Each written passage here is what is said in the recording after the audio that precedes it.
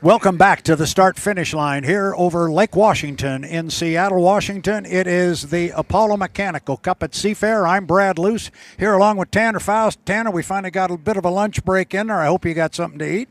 Wait, you had lunch? I did. Oh, what? They feed you? Yeah. Yeah. Oh, okay, well, I got to find that tent, I guess. And it was pretty darn good. And this is going to scare you because the tent's right there. Damn it. I went to the other, literally you take a boat ride They to get have back to the pits. free barbecue, hamburgers, and hot dogs Okay, every day. cool. We'll see. Tanner's out right now. He's going to be back after a hot dog and a hamburger. Hey, we've got a lot of ground to cover here as we are getting ready for our Heat 2A and our Heat 2B for our H1 Unlimited. We had action-packed Heat 1A and 1B, and a lot happened, especially in Heat 1A. We saw Corey Peabody in lane 3 blow down to the lower corner, and everybody came out of the corner except Corey. And there was a big splash down there. I think a lot of people thought maybe something had happened. I heard talk that somebody perhaps yelled boat over for a moment. Nobody went over. Everybody was fine, but Corey got into the rooster tail of Andrew Tate and caused some severe damage to the U9. It was dramatic, and I actually talked to Steve a little bit down there with H1, who inspects the boat after the Mr. repair. Compton. Yes, Mr. Compton. And they don't have G measuring devices, but the actual GoPros that they run on the boats do have G measuring devices, and they're going to pull up some numbers. But I'm sure Corey was subjected to some extreme forces there, but he came out better than the boat. But they've already got the repairs pretty much underway, and I think they're going to get it ready.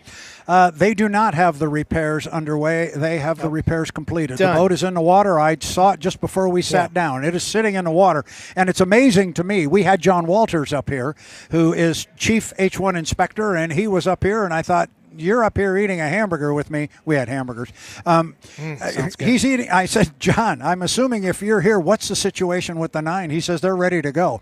Literally, most of it was cosmetic. We saw the big hole on the inside of the left sponson. That was, as you talked about, when the canard departed, it went through and sliced that big gash. Big sheet of aluminum, cut it to the right size, glue it on, put a doubler in there. They're good to go. It's just a patch, but it'll get them through the weekend until they can do the full job before we go down to San Diego. Everything else was pretty much cosmetic as we thought. The air scoop, the fairings. We heard some talk about the spar. Right. I heard Erica say that word. That one scared me quite a bit because that's toast if something is wrong there. And there was nothing wrong there. It was just cosmetic. They went through the boat. Everything's good. So that's the first big piece of news that we need to talk about. And for the second piece of news, because our draw for Heat 2A has the 9 in it, and the boat, as I said, is in the water down to our right in the pit area. The 9 is going to be joined by the U11, Jamie Nilsen in the Miss FLAV-R-PAC, the U21, Gunnar O'Farrell, Spirit of America, and the U91 with Andrew Tate. The U9, it's going to be in Heat 2A. It is going to be driven by J. Michael Kelly. J. Michael Kelly is going to drive both the 8 and the 9 as they are split because the 8 is in 2B.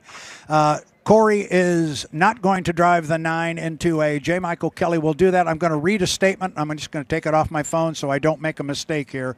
But due to family matters, Corey Peabody will not be racing the last heat of the day, meaning today. J. Michael Kelly will take the wheel for both the U8 Beacon Electric and the U9 Beacon Plumbing. As a result, both the U8 and the U9 will continue to earn team points toward the National Team Championship. However, only J. Michael Kelly with the U8 will accumulate driver points toward the National Driver Championship as per H1 Unlimited rules. That last part means Mike can't drive the 8 and the 9 in the A section and the B section and collect driver points for both of them. Right. That would be a little bit on the unfair side. Sure. So he will get points for driving his boat, the 8, but the 9 will get points for the team based on any points that Mike might get in 2A. Yeah. So it's just so you don't have Mike double dipping on points. The other side is we just hope everything is okay with Corey Peabody and his family. Right. It's due to some family matters. He's going to leave. Important thing, it's for family matters. It's not for an injury that Corey got in the boat, which absolutely. Yep. To my knowledge, And I have not asked Nick, but I'm pretty sure on this one. I do not believe.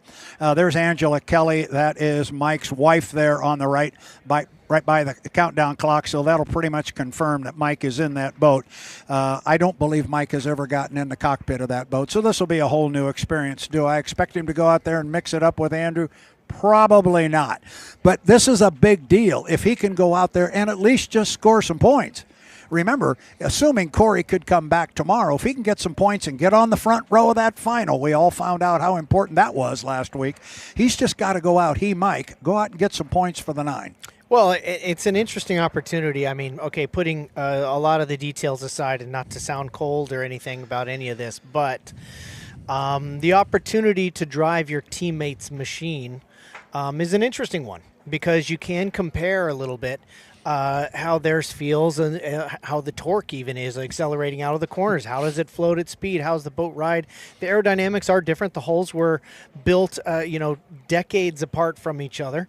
And there's no doubt that I think that Corey's tends to have the higher top speed. Right. And I don't think that's just a gearing choice. I think there are differences in the hull. So it'll be an interesting little test session for Mike. But it's good that he's picking up the duty for the team and making sure that they rake all the points in they can. We're coming up on 5 minutes until the start of our Heat 2A. We were kind of chuckling about what you were just saying there. He might come back after this run and say, hey, that thing's a hot rod. I want one of these. So I wasn't going to say that. J. Michael Kelly driving for Strong Racing. He is going to be in the U9, and there he is right there. Great shot of the camera there as he leaves the dock. You see the 91 in the background leaving as well. That is Andrew Tate. The other 2 boats to make their way out on the race course are going to be Jamie Nilsen in the U11, the Miss FLAV-R-PAC, and Gunnar O'Farrell aboard the U21, the Spirit of America. It is time to go racing. It's the Apollo Mechanical Cup at Seafair. It is our Heat 2A, and we are coming at you here momentarily.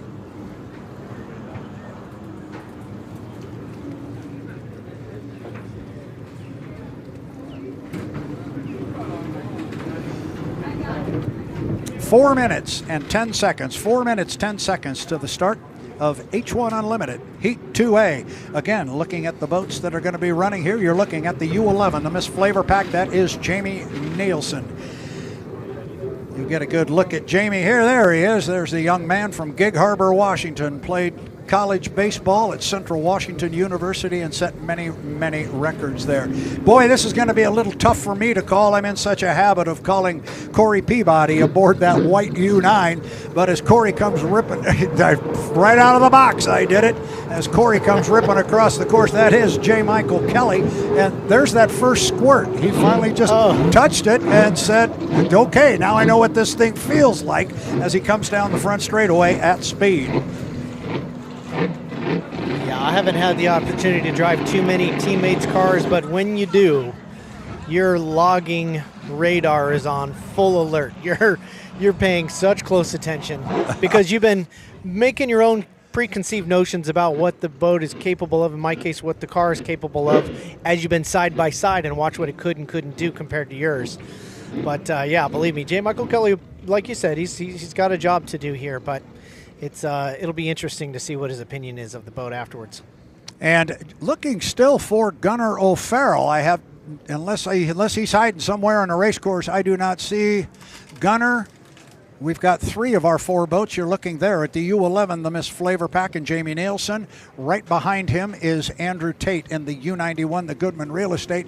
And here comes, I almost said it again, and you can see they've thrown a different fairing on that boat on the outside. When you get a look at the outside of J. Michael Kelly's ride, here you'll get a good look. There you see some of the patch job there on the outside of the right sponsor, and then it's that plain white fairing on the right side going up to the wing. So they've kind of patched this thing together, got a new air scoop on it. Well, coming up on 2 minutes to the start, and Mike is going to go up to the top end of the course. Unfortunately, it looks like we're not going to see Gunnar O'Farrell, not getting any word out of the pit area as yet as to what may have happened with the U21 Spirit of America.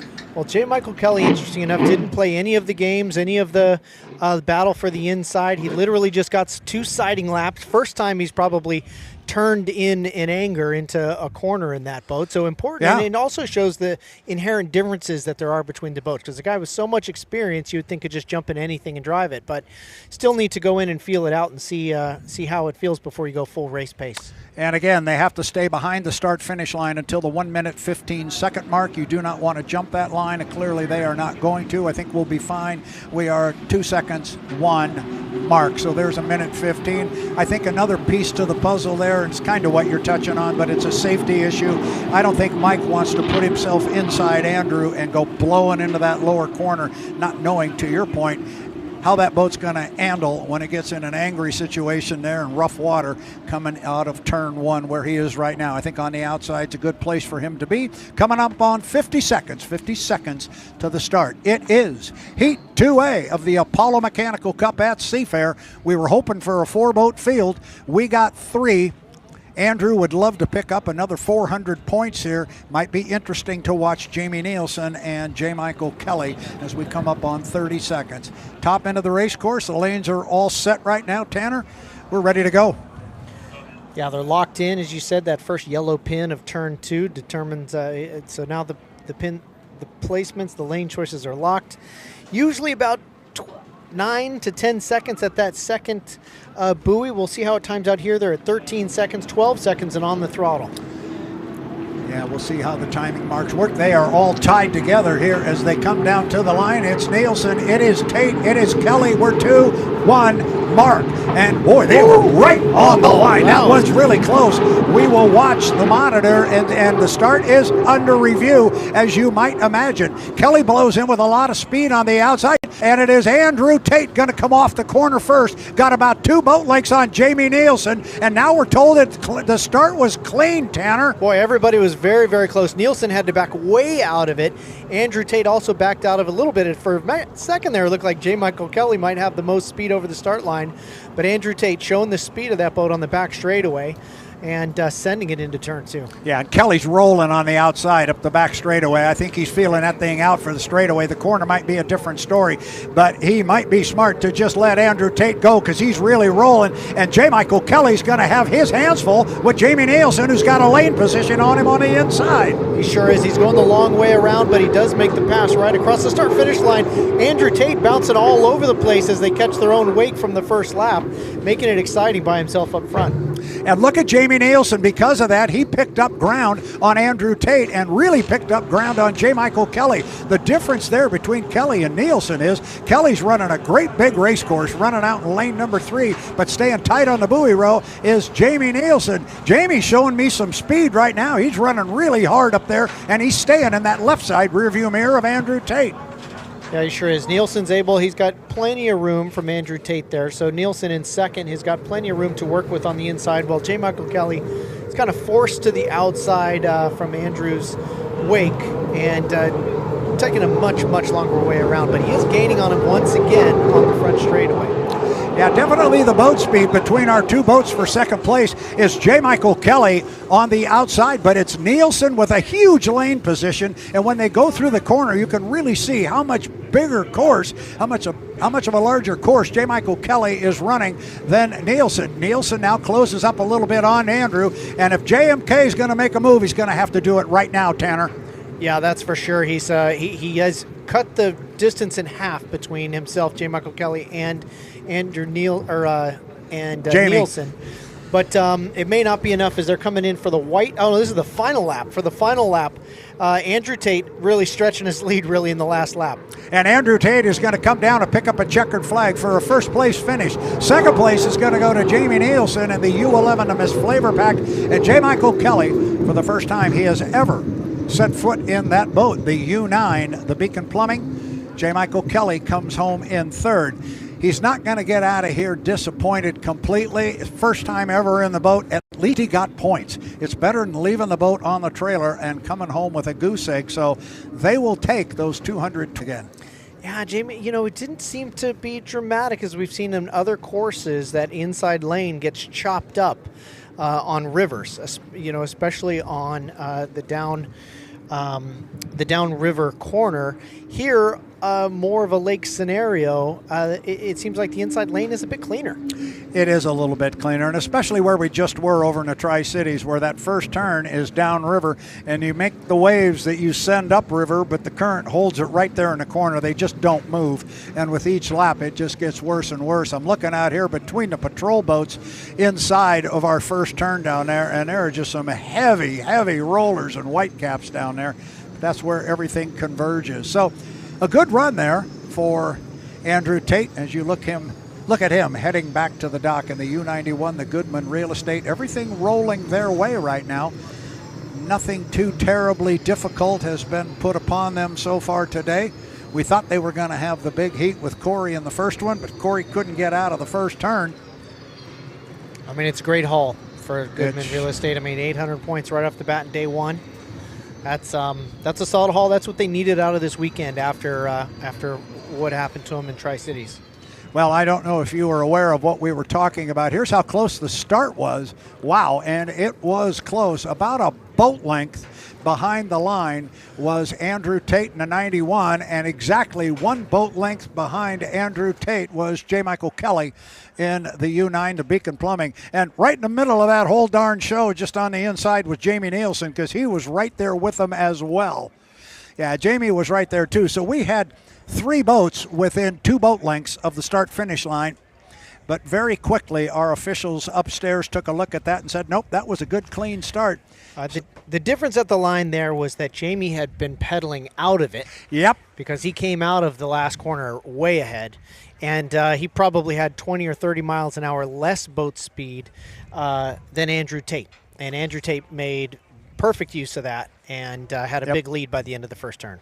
Yeah, we've seen that a few times. Saw it once yesterday in the Grand Prix boats where Jeff Bernard, there's a shot there of all 3 boats as they hit the start-finish line, and you could put a straight line across those boats and pretty much touch the nose of all 3 of them. That was pretty good. But what Tanner was just talking about there is exactly right. They all hit the line at the exact same time and in the same position, but there was 2 boats that had about 20, 25, 30 miles an hour on Jamie Nielsen on that inside lane. Looking at Andrew Tate there on the screen as he comes back to the dock. And there's a couple of things I think right there that he has to be really happy about. Tanner, number 1, he's picked up another 400 points. He gets 2 first-place finishes on the day. And secondly, and maybe more importantly, the boat's all in one piece. They can put it on a trailer, go check out some data, and have a nice dinner and get a good night's sleep and be ready to go to war tomorrow when they start hauling out the big trophy. I mean, the boat's doing its job. It fires up. It gets off the dock. It's not sensitive to adjustments like some of the other boats out there, and it's certainly got the speed to get the job done if he puts himself in the right place. Yeah, so in 2018, we went to the race over in the Tri-Cities, and the Madison Racing Group, who owned the 2 hulls at the time that are here, one's the 27, one's the 91. They had the 27 hull, and they were racing it as the Miss Home Street, and they launched a brand new boat. And I think our Erica Allreed is down in the pit area with our winner, Andrew Tate. Erica, take it away.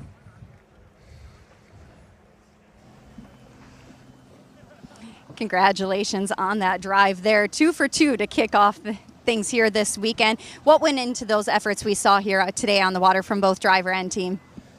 Mostly from the team, I can say that. These guys have worked their butts off. You know, I keep beating a dead horse, I'm sure, but they give me a great piece of equipment to go out there and do my job. So everything went smooth.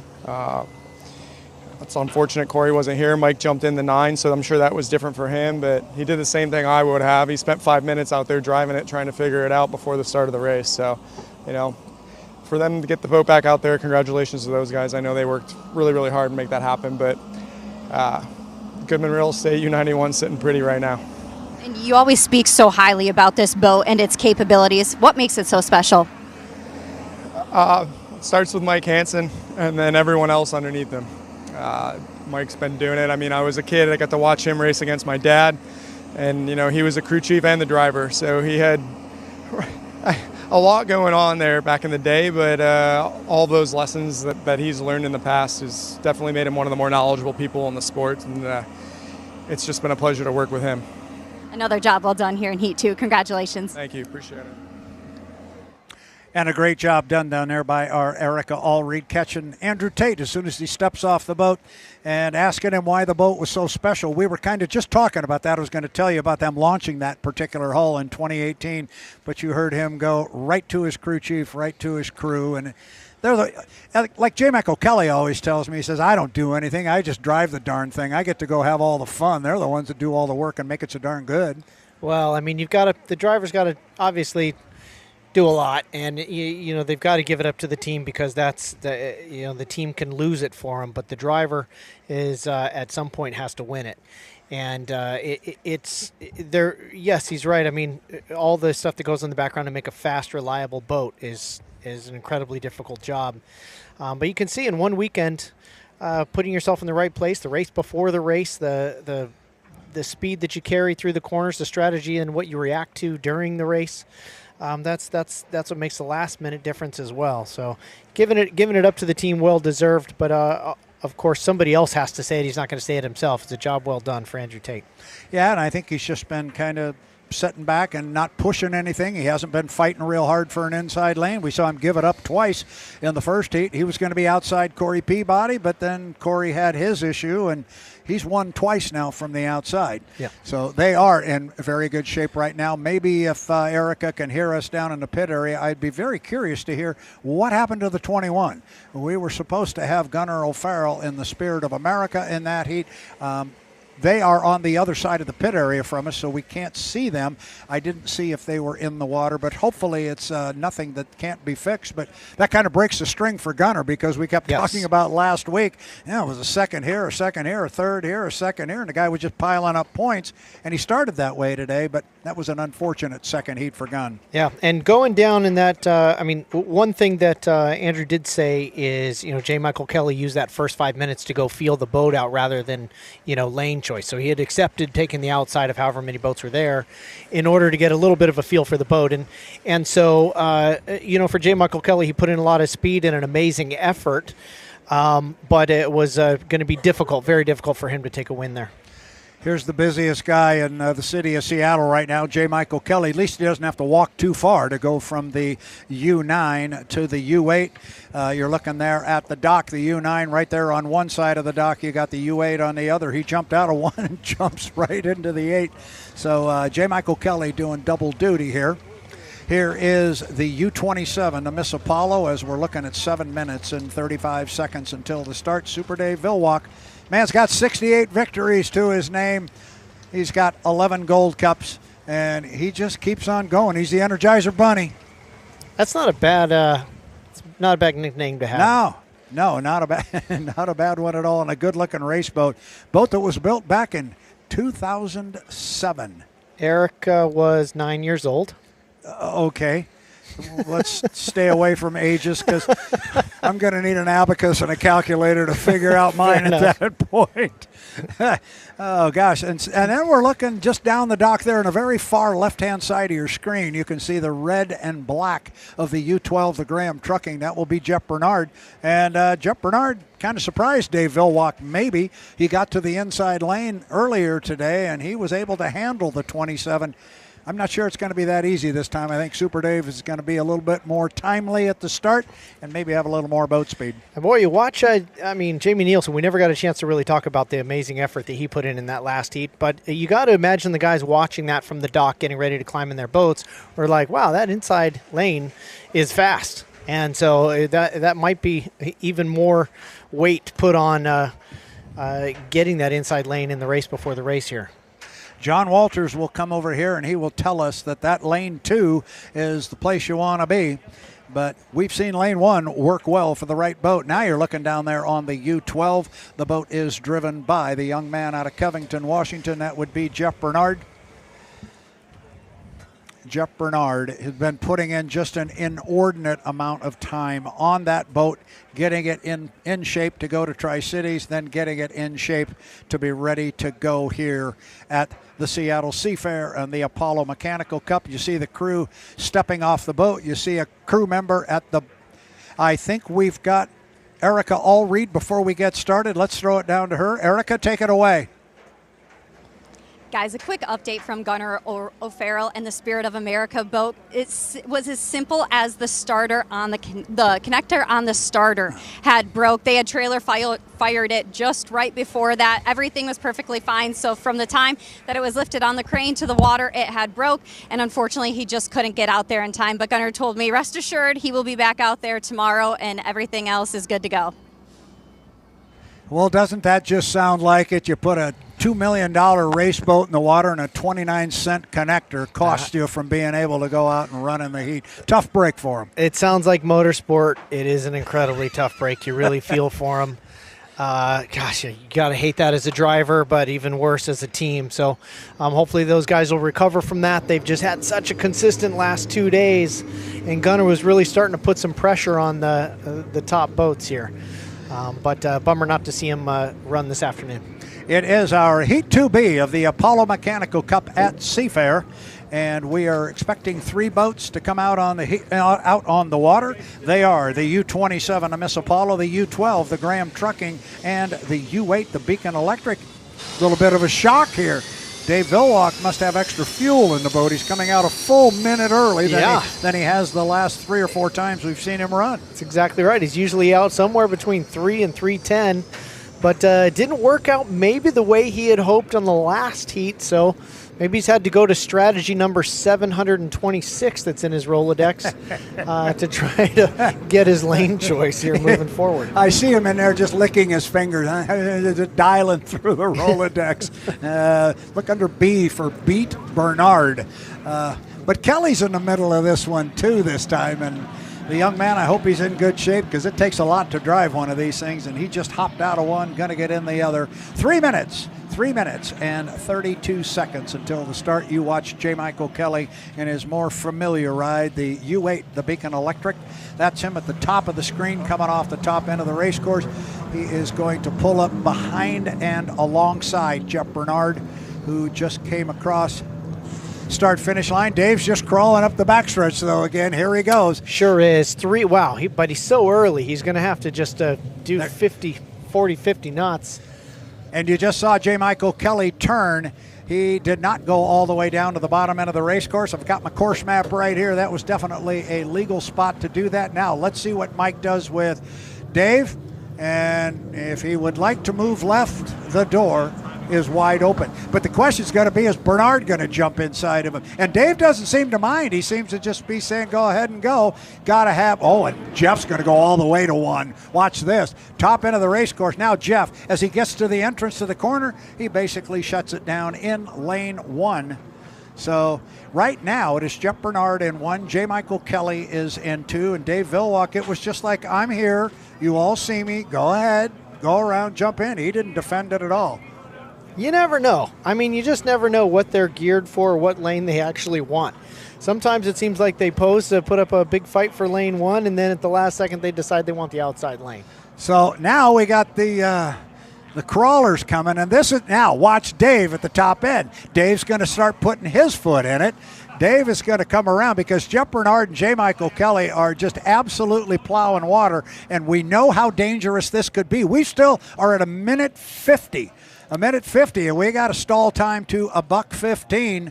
So we'll keep an eye on it. They're going to be legal. It's just what Dave might be able to do, and he is going all the way to the outside course marker, what we call the insurance buoy, as we come up on a minute 35. The world's fastest race boats. You could troll for salmon out there right now at that speed. Now, if Dave is able to pick up a huge amount of speed and cross the line, clear them by at least 7 boat lengths and a rooster tail, can he then go to the inside? Absolutely, you do. And watch Mike. Does Mike want to do it? They're going to get on the phone. We're at 1:15 now. Mike, is he going to try and jump across Bernard? I don't know if he is, but right now he does not have enough room to do that. He does not have enough room at all. Don't get wet down there, Jeff. And he did not. He did not. Mike did not have enough overlap there. He had to have 5 or a rooster tail. He didn't get it, so Mike's going to run in lane number 2. Jeff Bernard comes up there and says, I know what you were trying to do, buddy, but no, I wasn't going to let you have enough for an overlap.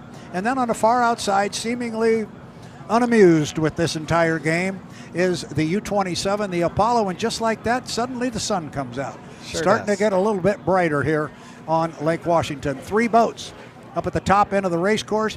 Graham Trucking, U12, lane 1 with Jeff Bernard. Lane number 2 goes to J. Michael Kelly and the U8, the Beacon Electric. The U27 Miss Apollo is on the outside with Super Dave Villwock coming up on 15 seconds to the start. 15.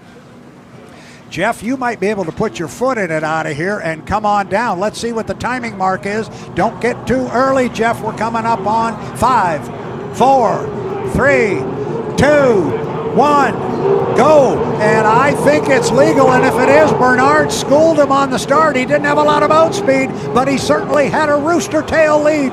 Jeff Bernard, and the start is clean. Jeff Bernard got the good start. Right now the race is behind him. J. Michael Kelly is running in second place off the corner, but you know Dave Villwock is right with him, Tanner. Good gosh, Dave Villwock, he amazes me all the time. He's just right with him around the corner. He's absolutely fearless, and he's got some boat speed on the back straightaway. But Jeff Bernard just checking out up front. Jeff Bernard is driving the daylights out of the U12, the Graham Trucking, and he is at the top end of the race course. The race is for second place, but Jeff Bernard, look how wide he went up there at the top end, and he pushed the other 2 boats way out wide.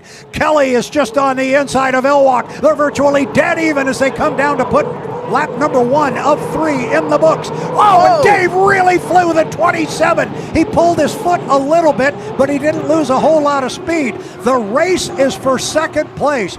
Jeff Bernard's got a rooster tail down at the bottom end of the race course. We're halfway through the race, Tanner, and the race is back for second. Boy, both of these guys are just absolutely so aggressive coming out of the exit of the corner, lifting the boat directly in the air as soon as they exit the corner. And you can see that Dave is just fearless. He did that in practice as well at that exact same part of the lake. But J. Michael Kelly is extended to about 4 boat lengths over Dave. Yeah, he's opened up a little bit of water now. Jeff Bernard again comes out wide, going to make Kelly run the big wide race course here. Did Mike try and cut to, I thought for a moment there that Mike may have tried to move to the inside, but he did not. It wouldn't have worked, I don't think, because radio guys would have told Bernard what was going on behind him. But Jeff Bernard in the U12, the Graham Trucking, is surprising everybody here today. He got a first place finish in his first heat. He is less than a lap away from doing it again, and he's beaten J. Michael Kelly this time, Tanner. He's putting on a show. He is 100% making a statement here. You know, we never got to see the speed of Tri-Cities with that thrown prop, and he is showing that he's here to play for sure against some of the top boats on the water. Yeah, our boats are really strung out now. J. Michael Kelly has opened up about a 2 rooster tail lead over Dave Villwock for third. Kelly's still playing around in the back of the rooster tail of Jeff Bernard, but it's not going to do him any good. Jeff Bernard has put 2 heats on the water. He's got 2 first place finishes. You better not count this guy out. U12, Jeff Bernard with a first place. He hits a big roller as he comes across, flies the boat, and settles it down. Second place will go to J. Michael Kelly, and third will go to Dave Villwock, who determined discretion was a better part of valor there and pulled his foot and said, I'll just take my third place points before I break something here. Points are so important, but I think the story so far of the Apollo Mechanical Cup at Seafair is the U12 Jeff Bernard Graham Trucking. Well, we didn't even see the boat until yesterday morning. No, it's incredible. And you watch it profile here from our standpoint. You watch it cruise along the water, and it looks smooth, it looks controlled. But when you see that head-on camera angle that we get just as they exit the second corner, you can see how rough the water is. I mean, the boats are just getting kicked and bucked the whole time. You can see the canard twitching up and down as they use that left foot to determine exactly how high they want the nose of the sponsons out of the water. It's a busy time for those guys out there. It is a very busy time. I'll tell you what, tip of the cap to Jeff Bernard. He drives any kind of boat, anytime, anywhere. He just loves to race. As you look at J. Michael Kelly, as he will come back in the U8, the Beacon Electric. But I think the story so far of the day is Jeff Bernard. What they have done to put that boat on the water a week ago in the Tri-Cities, then to have the prop let go, tear up the bottom of the boat. They don't even get into the pit area here until yesterday morning. Talking to their crew chief, Tom Anderson, they don't have any sleep. These guys are just running on fumes. And then we were talking the last heat about how Andrew Tate talks all about the crew and all the work they did, but you said the driver still has to go out and do his job. Jeff Bernard has to feel so good as a reward to his crew for all that work. He brought him 800 points. Not bad. Well, you heard the emotion come through the interview after his first heat. I mean, it was like he had won the whole weekend. I mean, it was really hard for him to hold it back. So you know what it means, and a lot of that is relief. You know, you're just relieved that you're able to deliver the team what you feel like they deserve, and that's what makes it so emotional. A lot of drivers aren't going to get choked up just talking about their own accolades. Right. It's what the team has gone through to get where they're sitting. And I talk about how the crew, does the work, and then it's got to feel good for Jeff to go reward the crew with two first-place finishes today. There is nobody who put any more time in on that boat over the last 5 months than Jeff Bernard. And he told me his schedule. He works at Boeing, and he'd get off work and go straight down and work till midnight at the boat shop on this thing. He wanted to get it to Tri-Cities. They did. We all know what happened there. I can understand the emotion. Yeah. I can certainly understand it. And now maybe the guy there in the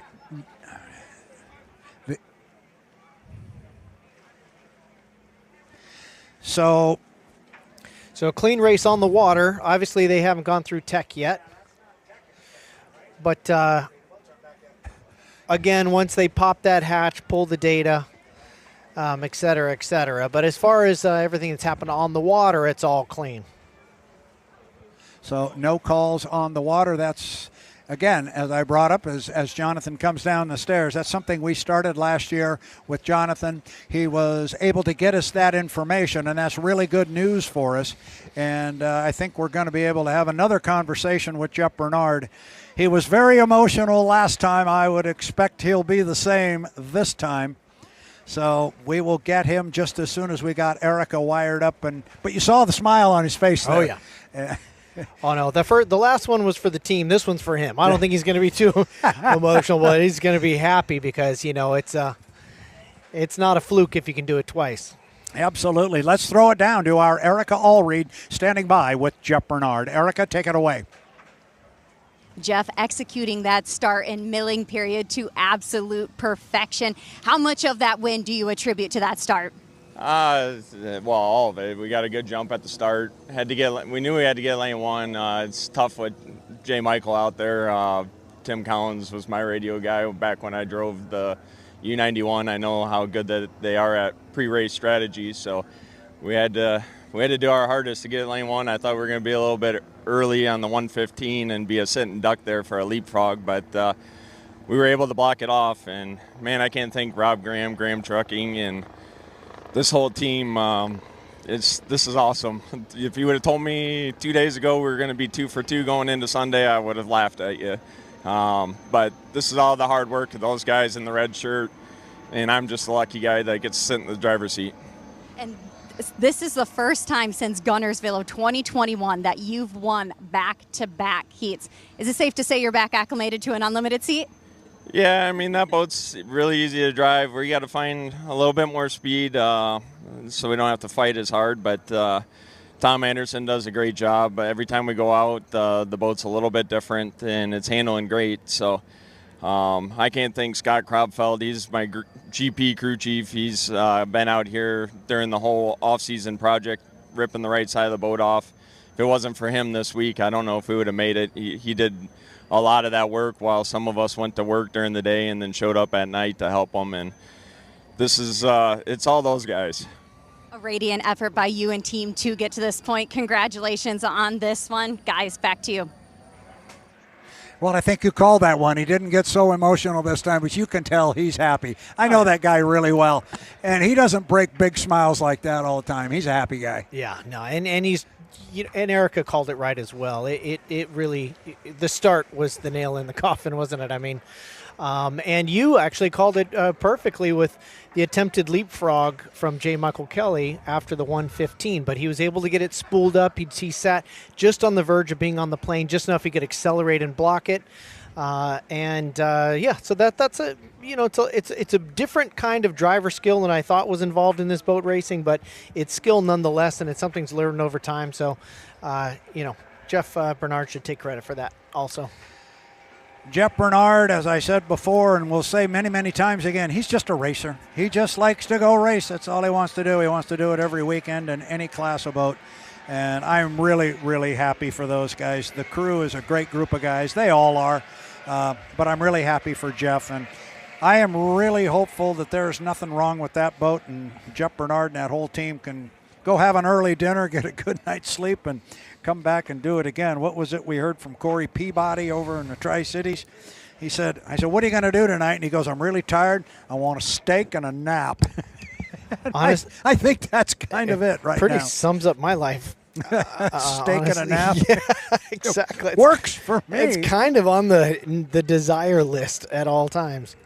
There you're getting a look at the finish. There's that straight on shot you're talking about. Oh, yeah, you can see how rough. I mean, there's a lot of work going on, and that canard is just all over the place, which means that left foot is bouncing between pedals trying to keep that nose at just the right height. So there's Jeff. There's wife Christabel there giving him a smooch. And where's the obligatory bottle of water there, Christabel? Come on. Where is it? I know she's going to hand it to him. I think one of the daughters was going to. But a great family, a great group of people, and all this does is set up a great race day for tomorrow. We saw some good racing. We saw some tremendous, actually we didn't see it, but we heard about and saw the results of an incredible amount of work in the pit area on behalf of the U9, the Beacon Plumbing, because that boat, we were talking about the fact they were lucky they were in town. Maybe they could get the boat back to their shop. They were able to take care of it here in the pit area, and literally within an hour and a half, we had John Walters up here, and I said, how bad is it with the 9? He goes, it's great. They're ready to go.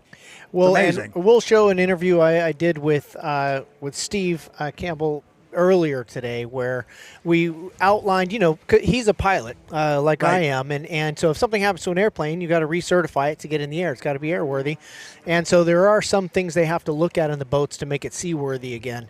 And they just kind of dodged a bullet with that boat. Everything, like you said, was pretty cosmetic. But boat seems fast, and I mean, J. Michael Kelly did a great job jumping in a strange boat and making it happen. I'm sure Corey can't wait to get back in there and try to score some points after a difficult morning. But it's going to be some heated competition tomorrow. The points overall have shaken up a lot, with Jeff Bernard coming in scoring a bunch of points, and now that Andrew Tate is 2 for 2 in his heats, he's put himself back in the battle for the championship. Yeah, he certainly has. If we were to put the national high points up, we had 309 points separated our top 5 boats in national high points. So that entire fruit salad got remixed up again after the last 2 heats. We'll have to check those numbers and do some quick math on it. But everybody is going to go back on the trailer and should be ready to go tomorrow. We wouldn't have thought we could say that about the U9, but we can, so they will be back ready to go. We did not get Gunnar O'Farrell to answer the bell, but it was a simple connector on the starter. The 25-cent part stops the $2 million race boat, but you know that story. That, I don't even like to say the term, but the devil's in the details. I hate to say that, but that's what they always say, and it's the other one that I hate is it is what it is. I just cannot stand even saying that. But sadly, both of those sometimes apply to motorsport, and all you can do is channel a little frustration into focus and drive that into the next day and maximize your points for Sunday. Well, thank you to H1 Unlimited to finally making you say 2 things you hate to say with regards to motorsport. Wash my mouth out right now. H1 is having an effect on our Tanner Faust. So we are going to sign off for the rest of the day because our H1 Unlimited racing is done for the day, but we're going to be back first thing in the morning. We'll have an open test session. We'll have Erica Allreed. We'll have Brent Hall down in the pit area. They'll be covering all the stories down there. You and I will be ready to go. It is the Apollo Mechanical Cup at Seafair, and we're going to be back tomorrow morning with more racing on the water from our H1 Unlimiteds. Keep an eye on our social media platforms, both YouTube and other platforms that we have for all the information, the schedule for tomorrow, but it's going to be a big day. And then at the end of the day tomorrow, then we pull out that big trophy. Then it really gets fun. Absolutely. No, Are you ready to go? I am ready to go. You ready for a steak and a nap? I'm ready to watch the Blue Angels first. And ready for traffic to die down, and then it's taking a nap. Yes. It's the H1 Unlimited YouTube's coverage of the Apollo Mechanical Cup at Seafair. For Tanner Faust, Erica Allreed, and Brett Hall, this is Brad Luce saying so long from Lake Washington. We'll see you tomorrow morning.